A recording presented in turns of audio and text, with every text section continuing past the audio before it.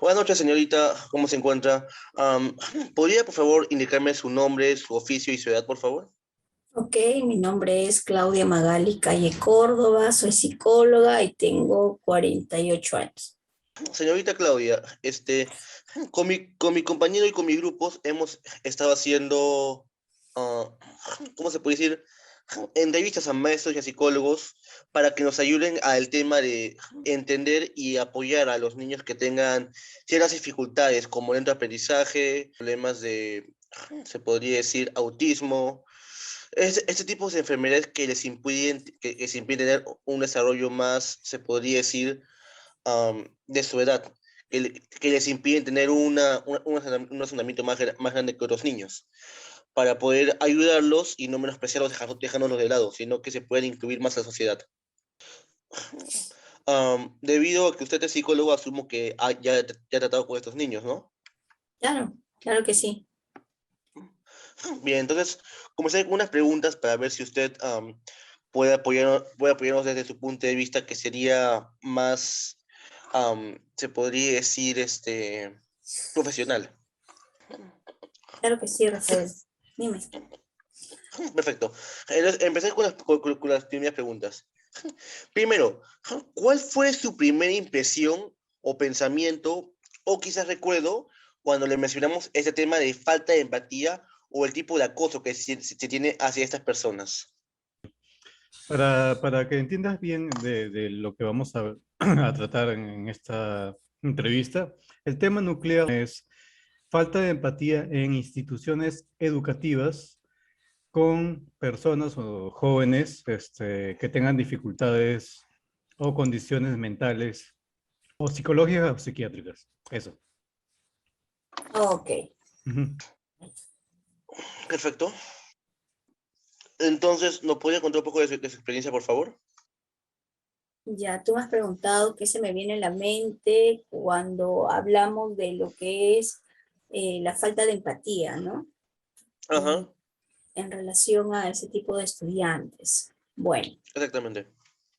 lo que pasa es que yo trabajo en varias instituciones educativas y pienso que la falta de empatía ha ido, vamos a decir, de menos a más. Si hablamos de hace unos 10 años atrás o 15 años atrás, yo diría que las instituciones educativas o los profesores, incluyo ahí, inclusive las autoridades o directores, no sabían cómo trabajar con ese tipo de niños o ese tipo de adolescentes que podrían presentar, por ejemplo, autismo o que podrían presentar eh, problemas de aprendizaje o niños con hiperactividad o niños con algún tipo de cuadros o con algún tipo de trastornos psicológicos o niños impulsivos. Y al no haber mucho conocimiento, muchas veces lo que se hace es excluir, ¿no? Apartarlos, porque en el caso de niños hiperactivos, a veces el profesor que no conoce lo identifica como un niño que interrumpe la clase, que molesta, que no deja trabajar. Entonces, lo que se busca es expulsarlo y sacarlo con aquellos niños que a veces tenían cierto grado de autismo o aquellos chicos que presentaban cuadros de Asperger, yo te podría decir que hace varios años atrás eran niños en las cuales muchas escuelas los separaban, ¿no? Pasaban por un examen y al ver su cuadro, pues no les daban la facilidad ni ingresaban. Al igual que con algunos niños con problemas de aprendizaje. Igualmente, pues tenían, y si lo hacían, pues el colegio no les brindaba la facilidad en el sentido de buscar una forma de que ellos se adapten.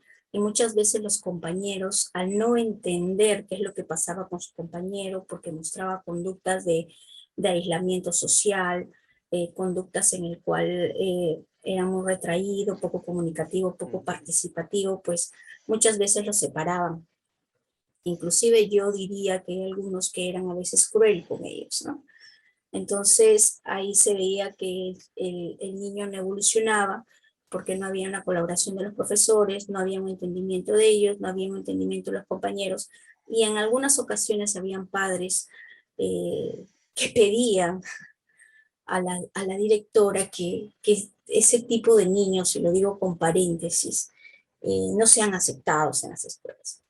Pero felizmente esto ha evolucionado, ha ido cambiando, y en los últimos años, en este año, ya debido a esa forma de trato, a ese tipo de niños con esas características, ya hay una serie de leyes que los protegen. Una de ellas, por ejemplo, ahora los colegios ya no pueden tomar exámenes de evaluación para seleccionar.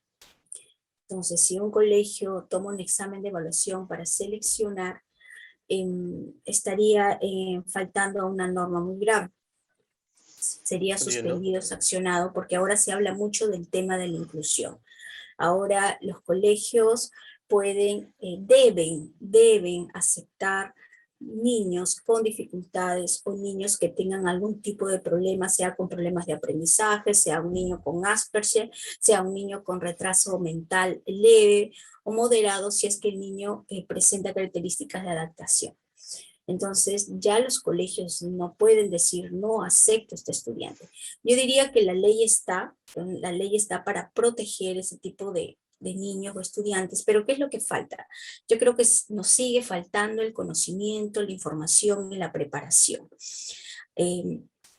Acerca de investigar mucho más y elaborar dentro de los colegios programas que permitan que la mejor adaptación, porque muchas veces el niño es aceptado en clase, pero se le facilita todo, ¿no? Por ejemplo, dicen, este niño tiene dificultades, pero como su mamá es muy exigente, su mamá nos hace mucho problema, entonces vamos a dejarlo pasar, vamos a darle cosas sencillas, cosas fáciles, no hay que complicarnos mucho con él. Entonces, tampoco se trata de eso.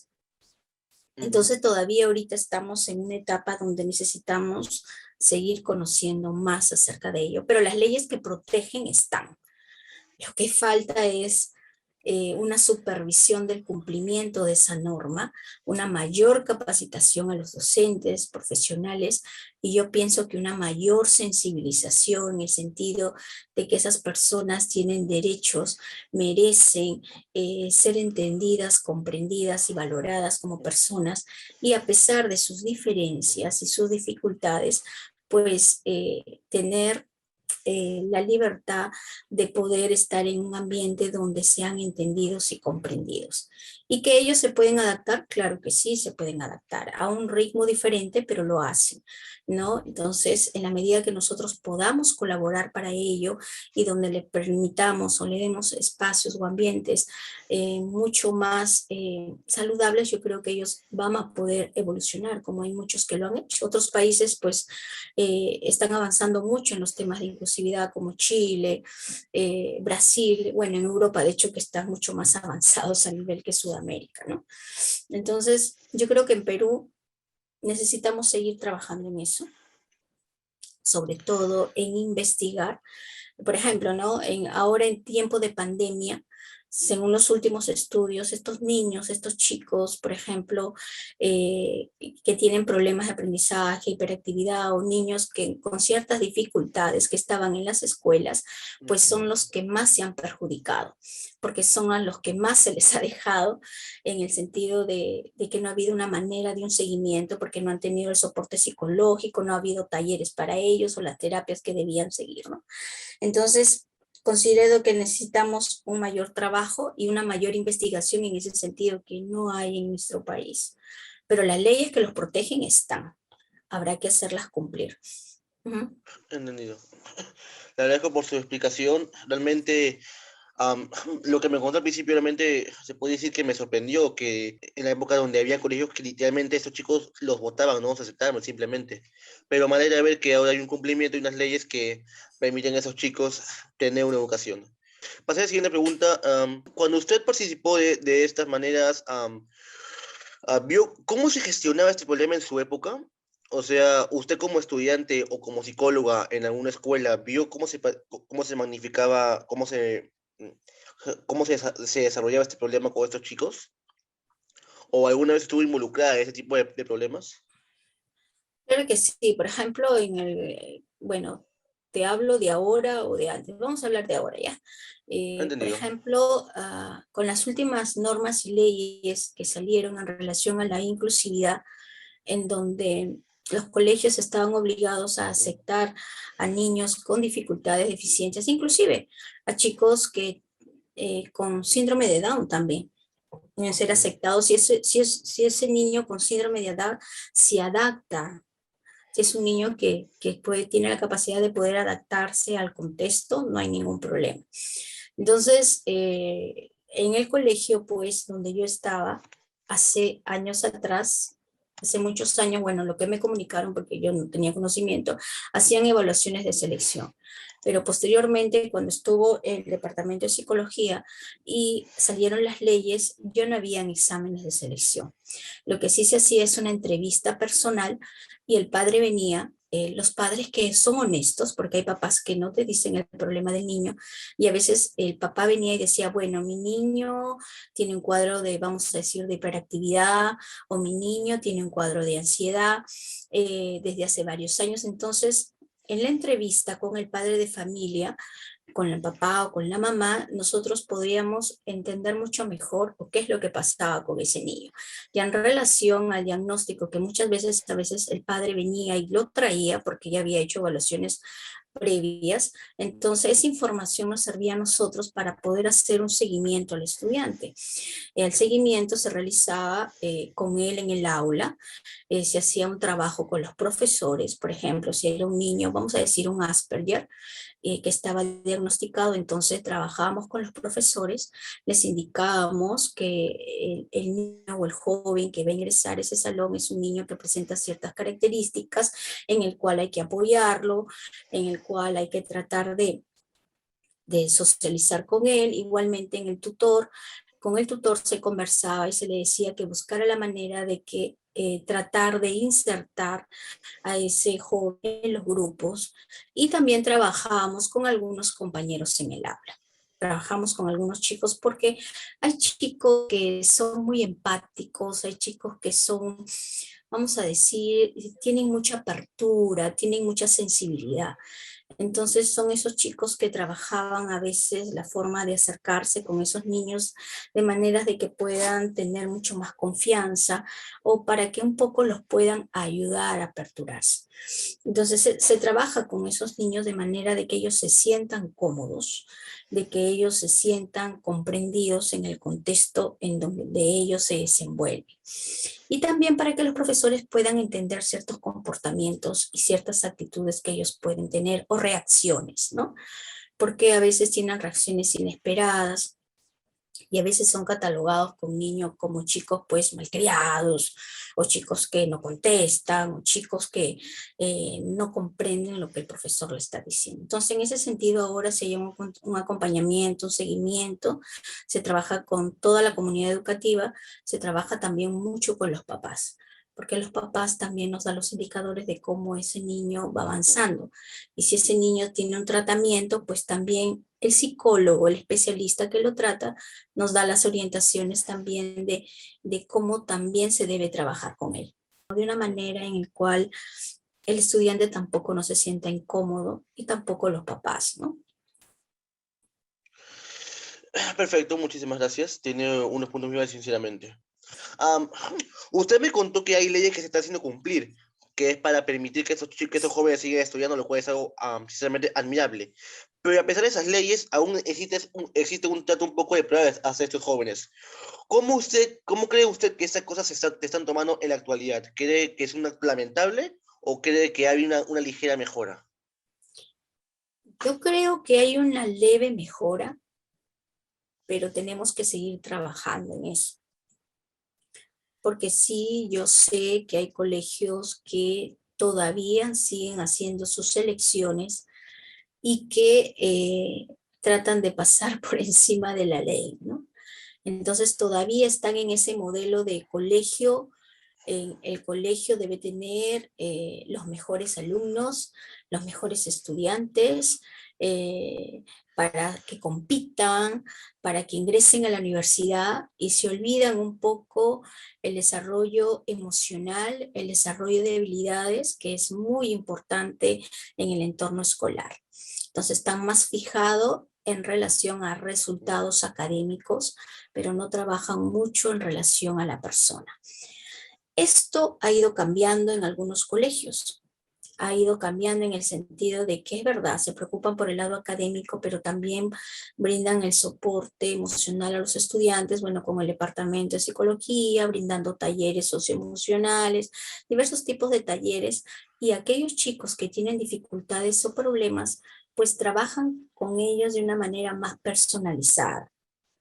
¿No? Tratando también de integrarlos en el contexto o en las aulas en los que ellos están, ¿no? Entonces, ahí sí se hace todo un trabajo multidisciplinario, donde hay una serie, hay psicólogos, a veces hay terapistas, pero a veces eso lo pueden hacer algunos colegios que son mucho más grandes o tienen más recursos. La mayoría de los colegios cuentan con un psicólogo a veces para toda una población muy numerosa, en el cual el psicólogo a veces no puede hacer mucho, y a lo mucho tendrán 2 psicólogos algunos colegios por nivel inicial y primaria, coge un psicólogo, y secundaria coge otro psicólogo para una población de 600. Entonces es demasiado. Entonces la mayoría de los colegios en esta situación trabajan por derivación de casos, por casos particulares en relación a la problemática que tienen, van haciendo el seguimiento. No puede haber tratamiento porque recordemos que en las instituciones educativas a nivel nacional en Lima, Perú, según las normas, hace lo que es prevención y diagnóstico. Las instituciones educativas no hacen tratamiento, se detecta en el colegio y si encontramos un problema mayor, lo derivamos para que el papá lo lleve a una institución especializada y luego la institución especializada o el psicólogo especializado nos da a nosotros las recomendaciones, pero nosotros no hacemos tratamiento. Hay colegios que sí cuentan con todos los recursos, que son colegios grandes, pues con un nivel económico, pues mucho mayor que el promedio, que sí hacen los talleres, la terapia, tienen un terapista de lenguaje, tienen un médico, tienen un psicólogo, tienen un área de enfermería y tienen muchas cosas. Pero el común de los colegios tiene un psicólogo que trabaja con mucha población, ¿no? Es un poco la realidad que tenemos. Que se está mejorando, sí, pero veo que es muy poco todavía, hay mucho que trabajar en ese campo. Ya lo están haciendo en otros países y creo que a nivel de Sudamérica al menos se han dado cuenta que necesitamos trabajar con esa población que muchas veces ha quedado separada, ha quedado de lado, olvidada, ¿no? Perfecto, muchísimas gracias por sus primeras respuestas. Estas pueden ser un poco más nucleares. Vamos a entrar hacia este tema. ¿En dónde tuvo usted su primera experiencia sobre un acto de acoso, molestia o bullying hacia estos jóvenes? ¿Recuerda usted su primer caso? ¿Fue como docente, fue como alumna? ¿O quizás ya lo experimentó en algún colegio? ¿Algún caso que yo haya visto que no hayan tratado bien a un estudiante, a un chico, algo así? Sí, o sea, uno de los primeros casos donde usted vio que a estos chicos los molestaban. Ah, ya. Sí recuerdo un caso, me acuerdo que fue en el colegio, vino un joven, un chico que ingresó en tercero de secundaria. No estaba diagnosticado, pero era un chico, te comento cómo era, ¿no? Era un chico retraído, callado, poco comunicativo, no se insertaba en el grupo, siempre estaba aislado.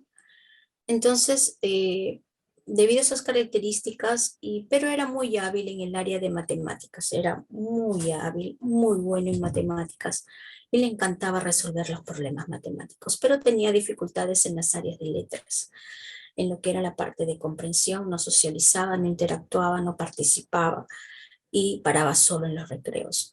Pero algo que sí se observó es que los compañeros, no todos, algunos chicos lo molestaban, lo fastidiaban, y eso pues lo observamos en la hora de recreo. Luego, posteriormente, nosotros le hicimos una evaluación y nos dimos cuenta de que tenía rasgos de Asperger.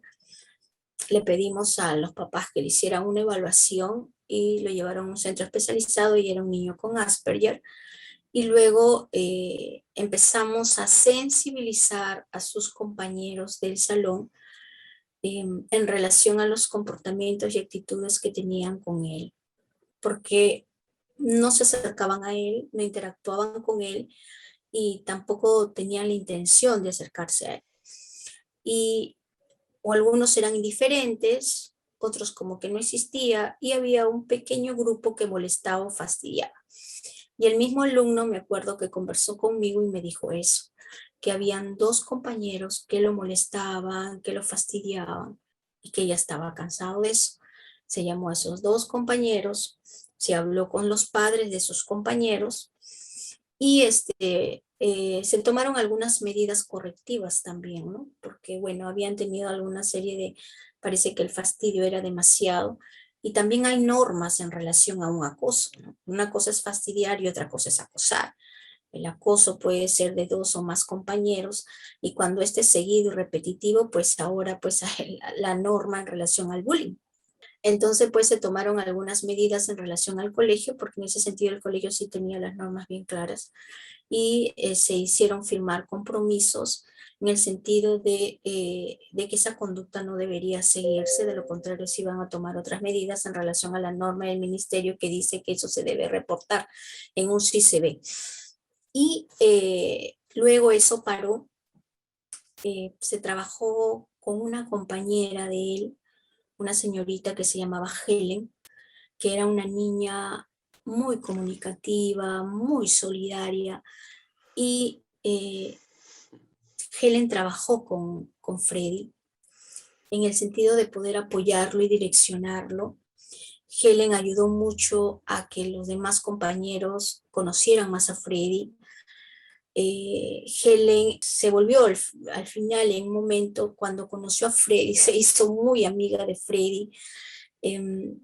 Trató la forma también, porque conversamos con ella para que nos apoye, y hizo la forma de que los demás compañeros comprendieran cómo es Freddy, y conversamos también con los demás compañeros para poder explicarle lo que era un rasgo de Asperger. Al finalizar, Freddy terminó el 5º de secundaria, se llevaba muy bien con sus compañeros. Freddy exponía muy bien, mejoró muchísimo, porque al principio no le gustaba exponer y lo evitaba. Mejoró en sus exposiciones, sus compañeros comprendieron su forma de ser de Freddy. Freddy no participaba en las actuaciones y al final él se motivó a participar en el baile. No significaba que iba a ser un gran bailarín, pero se esforzaba y eso se valoraba, sus compañeros lo valoraban. Entonces sus compañeros aceptaron a Freddy, lo conocieron más, y al final Freddy les ayudaba mucho y les explicaba a algunos compañeros que no entendían matemática, porque era muy bueno en matemática. Entonces Freddy se sentía mucho mejor en su salón, disfrutaba de sus compañeros, interactuaba en el grupo, y ya no hubo alguien que molestara a Freddy. Fue un compañero que al final lo quisieron mucho a Freddy. Y Freddy mejoró, era un chico que conversaba, eh, interactuaba mucho mejor ya con sus compañeros. Creo que fue uno de los logros que tuvimos al final, ¿no? Y se graduó también en comunicación. Otra compañero también le ayudaba, porque a él no le gustaba hacer las tareas de comunicación y hacía todo matemática. Entonces había un compañero que decía: Freddy, no te olvides de la tarea. Ay, verdad, verdad. Freddy, acuérdate que tienes que trabajar eso. Ya, ok, porque él llegaba a clases y era puro matemática, puro número, y no quería hacer nada de comunicación. Pero bueno, habían personas que lo ayudaron mucho, y él también permitió de que otras personas lo conocieran y aprendieran a conocer un poco lo que era el trastorno del Asperger, ¿no? Los papás también aprendieron a conocer un poco de él, porque los papás también tuvieron reuniones con otros padres por medio del departamento de psicología, ¿no? Creo que fue un logro con Freddy. Lo que veo es una historia muy interesante de superación del muchacho, gracias a la intervención de maestros, padres y sus compañeros. Ujú. Sinceramente es una historia muy agradable de escuchar, me alegra ver que uno de esos niños logró salir adelante debido a la influencia de uno que muy pronto llegó a más. Pero volviendo un poco más atrás, por ejemplo, con este caso chico de Freddy, supongo que esto fue lo que se trabajó a escala, que fue de menor a mayor. Pero al principio, ¿usted qué hizo cuando se enteró de lo que sufría esta persona? ¿Trató de ayudarlo desde el Claro, comienzo o fue un poco después, cuando ya había gente en el tema? no, cuando nosotros nos enteramos de Freddy, cuando teníamos nosotros un prediagnóstico, por lo que observábamos de sus comportamientos y conductas, lo que hicimos fue conversar con sus papás para que lo evaluaran, porque le dijimos que tenía una sospecha según los síntomas que él tenía, que podría ser un niño, un jovencito con un síndrome de Asperger. Inmediatamente sus papás, ¿para qué respondieron? Y cuando ya tuvimos el resultado, empezamos a trabajar con los profesores, empezamos a trabajar con los alumnos, con los compañeros. Por eso elegimos a Helen que fue la persona que lo ayudó a él, porque era una niña con mucha sensibilidad, una niña que tenía mucha empatía, era una niña pues que podía un poco guiarlo un poco, ¿no?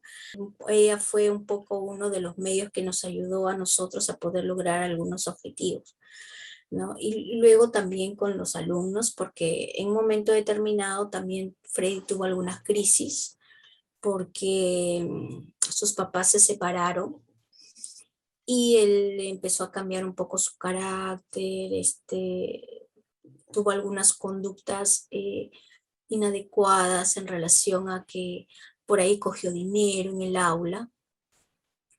Cogió dinero, ¿por qué? Porque él era un niño gordito y su mamá y su papá lo había puesto a dieta, pero una dieta muy excesiva que él consideraba y le mandaba, creo, le mandaba atún, papa, y él tenía hambre, estaba acostumbrado a comer panes y de repente vio 3 soles debajo de la carpeta de su compañera y él la agarró y se fue a comprar unos panes.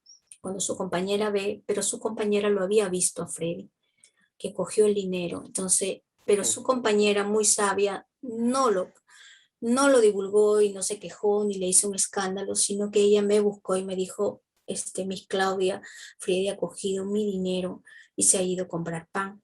Conversé con él porque yo no quiero que él se sienta mal, ¿no? Porque algo debe pasar porque él no coge dinero. Y entonces Freddy fue muy sincero y me dijo, Miss, yo tengo hambre y me cogí porque quería comerme otras cosas. Entonces, bueno, devolvimos y todo eso. Y bueno, él reflexionó y se dio cuenta que no estaba bien lo que estaba haciendo. Conversamos con sus papás para que solucione el problema de la dieta que era demasiado estricta, ni muy radical para cambiarlo de un momento a otro, ¿no? Entonces hubieron problemas también que aparecieron con Freddy debido a la crisis emocional por la separación de sus papás, que con el apoyo también de la mamá y el apoyo también de los profesores y de los chicos se pudo ir mejorando esas cosas. Y sobre todo con la colaboración de Freddy, porque Freddy se daba cuenta y aceptaba cuando algo le pasaba y Freddy te lo comunicaba, él hablaba, él te decía, estoy molesto, ¿no? Estoy fastidiado. Entonces uno le preguntaba por qué. Ah, porque mi mamá tales cosas, mi papá hace tales cosas. Entonces ahí uno lo podía orientar, le daba algunas orientaciones y él seguía lo que uno le decía, ¿no? Y él se esforzaba mucho también porque él se daba cuenta y a él no le gustaba estar solo. Él decía que quería tener compañeros y amigos. Entonces él se esforzaba también para poder mejorar un poco. Yo creo que es algo que sí se puede lograr con un trabajo conjunto y colaborativo, sí se pueden tener resultados. Cuando no somos indiferentes, ¿no? Porque a veces lo que se da mucho es la indiferencia, ¿no? Y que a veces los chicos trabajan mucho a nivel de círculos y de grupos cerrados, pero cuando el profesor o el tutor no trabaja para que se aperturen, esos grupos se mantienen cerrados y hace difícil que otros chicos se puedan insertar. Entonces aquellos chicos que son mucho más tranquilos o callados sufren mucho porque no son aceptados en los grupos. Entonces ahí se tiene que hacer un trabajo en equipo para ir trabajando el proceso de sensibilización, de integración también. Bueno, Claudia, tus respuestas son muy concretas y de hecho, gracias a ellas has respondido varias preguntas sí que que te has tenido que hacer. Así que pasaré a otras, que serían las preguntas específicas. Bueno, me dijiste que ese chico fue uno de los cuatro que recuerdas que más ayudaste por una de tus alumnas, Helen. Pero esto quiero saberlo más de ti. Tú, ¿qué tipo de relación tuviste con ese muchacho? ¿Fue amplia o fue simplemente estética y dejaste que tus compañeros se relacionaran más con él? No, yo tuve una relación muy cercana con Freddy. Ujú, Fue muy cercana en el sentido de que Freddy siempre conversaba conmigo. Al principio no, porque a él le costaba, no es fácil al principio cuando tú hablas con un psicólogo, pues como que te da un poco de desconfianza, ¿no? Y eso fue con él.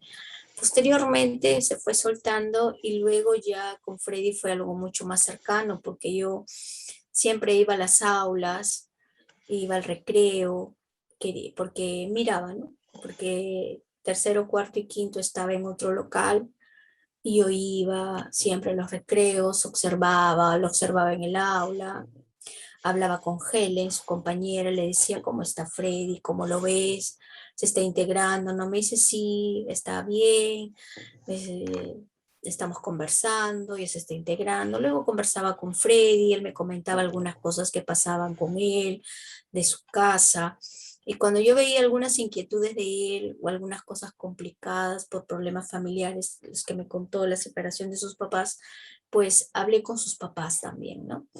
Hablé con sus papás, con la mamá, con el papá y luego con el papá también porque quería que el papá pueda apoyar más a Freddy en el sentido también de, el papá era literato, era especialista en lo que era literatura, era escritor. Y Freddy tenía muchas dificultades en el área de comunicación y literatura y le pedí que lo apoyara en ese sentido a él, que trabajara más con Freddy, que ujú. conversara más con Freddy y que haya una mayor cercanía porque su hijo no le tenía mucha confianza. Pues yo diría que la relación con Freddy fue una relación cercana porque lo tuve desde tercero que llegó, cuarto, quinto, hasta el momento que él acabó el quinto secundario y se fue, ¿no?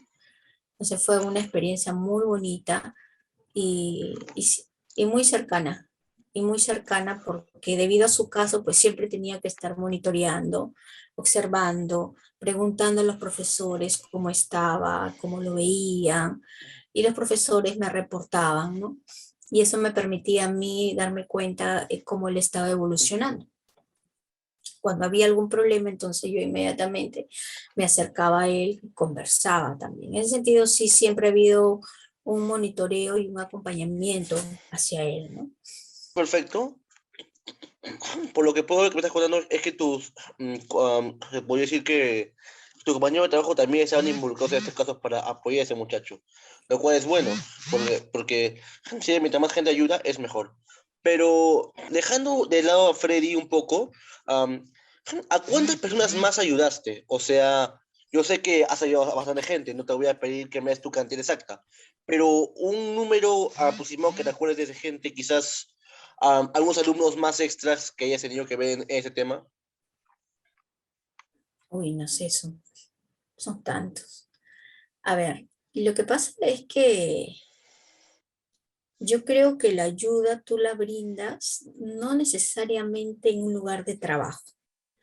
Si bien es cierto que yo he Ujú, trabajado como psicóloga, pero también he desarrollado otro tipo de roles, ¿no?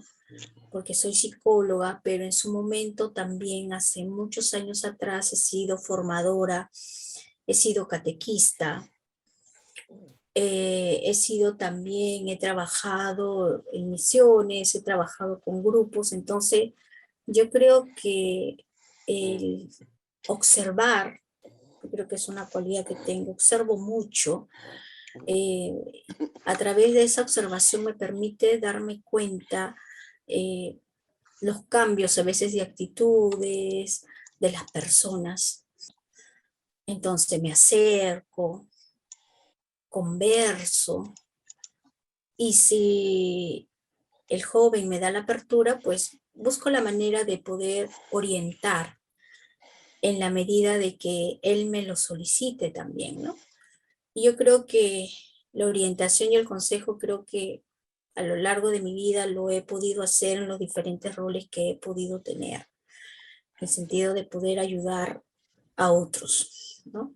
No necesariamente remunerado, puede ser no remunerado también, ¿no? Porque uno puede brindar la ayuda sin necesidad que a uno le paguen, porque no todo es dinero. Entonces, yo creo que el poder ayudar a otras personas es algo que tiene que ver mucho con la intuición, con la observación y también con el nivel de empatía que puedas tener, ¿no? Entonces, en ese sentido creo que he aprendido, porque yo considero que es una habilidad que se va desarrollando con los años y con experiencia también, el nivel de empatía, ¿no? De poder comprender a otros y que esa persona te abra las puertas, te abra su corazón para que tú escuches lo que te quiera decir, ¿no? Creo que son muchos casos en el contexto educativo, en el contexto personal, en el contexto, en las áreas donde me he desarrollado.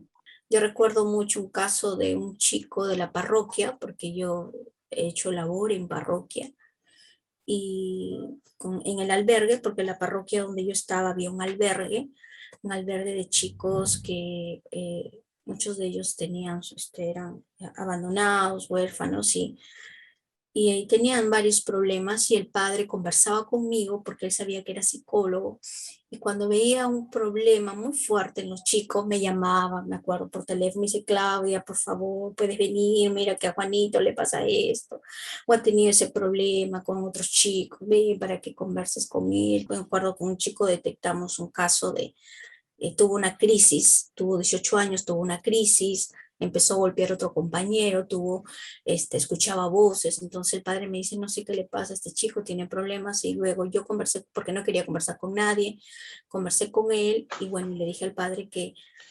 este niño, este chico, pues tiene todo un diagnóstico de tener un cuadro de esquizofrenia, y que lo lleven al psiquiatra para que lo evalúen, ¿no? Y lamentablemente, pues a los 18 años había hecho un cuadro de esquizofrenia, ¿no? Cuando he tenido la oportunidad de poder hacer algo por alguien, lo he hecho, ¿no? Bueno, eso es muy agradable, sinceramente. Y de manera indiferente me acaba de poner una pregunta más, que era el por qué decía, cuál fue su motor para ayudar a esas personas, y bueno, ya me lo he respondido, que siempre quiero hacer el bien. Sinceramente es una persona muy admirable, debo decirlo. Pasemos allá a las preguntas finales. Estas son las últimas tres preguntas para cerrar la investigación. ¿Cómo usted ve el futuro, cómo usted ve el futuro en educación de la pedagogía en cuanto se le da este tipo de situaciones? ¿Usted cree que se podrá mejorar de alguna manera, o cree que se tiene que mantener en el orden en el que está? Yo creo que, a ver, yo creo que actualmente hay unas normas, las normas y las leyes acerca de la inclusividad. Y yo quiero creer y confío y creo de que esto se va a seguir trabajando. Porque cuando hablamos, por ejemplo, de lo que ahora se está buscando, no es algo que te digo, sino lo que ahora se busca es una educación inclusiva. Es decir, una educación que responda a esta diversidad de personas que tenemos, ¿no? Entonces, lo que se busca es que chicos y chicas de una comunidad puedan aprender juntas, independientemente de las características que ellos puedan tener, características funcionales o características sociales o culturales, ¿no? Entonces, si bien es cierto que se va a enriquecer ese proceso de enseñanza-aprendizaje porque es una escuela, pero también que ese contexto les va a ayudar a crecer como persona, donde ellos van a sentir o sientan que su escuela es un lugar que los acoge, que los respeta y les va a permitir un desarrollo integral, un desarrollo socioemocional en donde todos, sin discriminación de su raza, de su color, de su nivel, de su condición que puedan tener, de su discapacidad inclusive, puedan ser respetados como personas y puedan todos relacionarse en igual de condiciones. Yo creo que tenemos el compromiso, porque estas leyes de inclusividad no es de ahora, ya tienen más de 20 años, y hemos sido sordos y ciegos porque no hemos querido aceptar ellos, pero yo creo que es tiempo de poder hacerlo. Es un derecho que tienen todas las personas de ser valoradas y respetadas como personas muy al margen de las condiciones, de las dificultades o de los problemas que ellos puedan tener. Buscando siempre que una mejor opción de vida y evitando todo tipo de marginación, todo tipo de discriminación para estos niños, para estos adolescentes y a estos jóvenes, ¿no? Y que puedan desarrollar pues sus intereses, sus necesidades, ilusiones. Es lo que se busca ahora en las escuelas y es lo que se está tratando de promover en las escuelas ahora en este tiempo, ¿no? Respetar las diferencias individuales y enseñar a que los profesores, los directores, los especialistas, los padres aprendan a trabajar en la diversidad, porque creo que los niños y los adolescentes y todas las personas lo merecen. Grandioso. Am, usted como psicóloga, ¿qué estrategias usted promovería para que estos chicos sean más aceptados en su sociedad, ya sea en la escuela o en la vida? ¿Qué estrategias usted implementaría para este tipo de casos?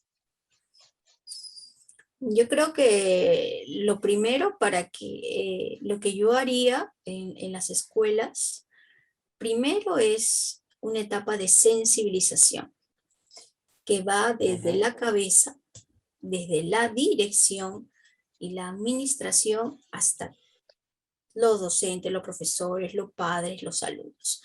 Un proceso de sensibilización y que aprendan y que conozcan, de sensibilización y capacitación, porque mucha gente no conoce, no sabe y tiene conceptos equivocados acerca de lo que puede ser, por ejemplo, un niño con problemas de aprendizaje, un trastorno de autismo, un Asperger, un niño que tenga problemas de ansiedad, problemas de depresión, o sea, es sensibilizar y capacitar.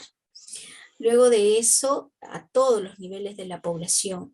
Luego de eso, darle mucha fuerza al trabajo y el desarrollo socioemocional, no solamente a lo académico. Nuestros chicos no solamente necesitan ser expertos en matemáticas, en literatura, en eso, porque cuando mi hijo no sabe algo, el colegio no se lo brinda, pues yo contrato un profesor, ¿no? Y lo nivela. Pero si no trabajamos desde la escuela, desde muy pequeños, el desarrollo socioemocional, ¿no? Aprendemos a interactuar, a respetar, a convivir de una manera saludable, pues no vamos a ser buenas personas. ¿De qué me sirve ser muy buen profesional si no soy una persona equilibrada, coherente, respetuosa de los derechos y de las otras personas, ¿no? Ujú, entiendo. Perfecto. Ya, esta sería como que la última pregunta. Si usted volviese a experimentar un tipo de acto, o sea, si usted con todo ese conocimiento volviera al pasado, por así decirlo, ¿apoyaría de la misma manera o lo haría mejor ya que tiene mejor conocimiento? Yo creo que lo hubiera hecho mucho mejor que antes, ¿no? Lo hubiera hecho mucho mejor porque hace muchos años atrás, pues eh, quizá no había mucho conocimiento de muchas cosas, no habían las leyes ni nada de eso, ¿no? Entonces uno se regía Si uno estaba en una institución educativa, pues uno se regía en relación a lo que la institución te decía, ¿no? La institución te decía, por ejemplo, no, tienes que evaluar, no, este perfil de niños nosotros no aceptamos, ¿no? Entonces, y a veces uno sigue ese perfil, pero ahora uno se da cuenta que hace 10 años atrás o 15 años atrás las escuelas trabajaron de esa manera y cometieron muchos errores, ¿no? Entonces yo pienso que con lo que ahora se conoce y con lo que ahora se sabe, sería mucho mejor y no se hubieran cometido los errores que antes se cometieron, ¿no? Ujú. Muy bien, entonces le agradezco todo su tiempo, señorita Claudia. Creo que su explicación y su experiencia como psicóloga nos ha mostrado el punto de estos chicos de una manera distinta, porque hemos tenido el gusto de hablar con personas que sufrieron esto, con profesores, con otro tipo de personas, pero creo que usted me dio un tema más conciso de lo que necesitábamos saber en cuanto a este tema, porque nos ha explicado de una manera muy radical y muy específica el tipo de trato que se tenían esos chicos en ciertas materias, desde inicial hasta ya casi de universidad, que fue un tema más centrado en todos, no solamente en una parte, como hemos tenido el gusto con otros entrevistados.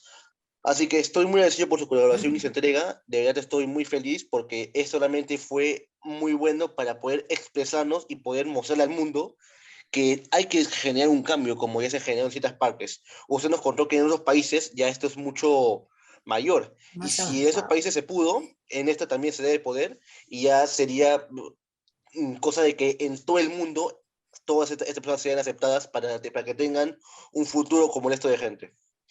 Le agradezco Ok, mucho tiempo Rafael, su entrevista. en verdad muchas gracias. Para mí fue un gusto poder estar en esta entrevista. Me he sentido muy cómoda. Agradecerte a ti, Rafael, y también a Juan Manuel, ¿no? Muchas Muchas gracias, gracias y gracias. en lo que yo les pueda Muchísimas gracias por servir, todo. pues me avisan y no hay problema. Muchas gracias, Ya, Claudia, por la muchísimas Ok, gracias. colaboración.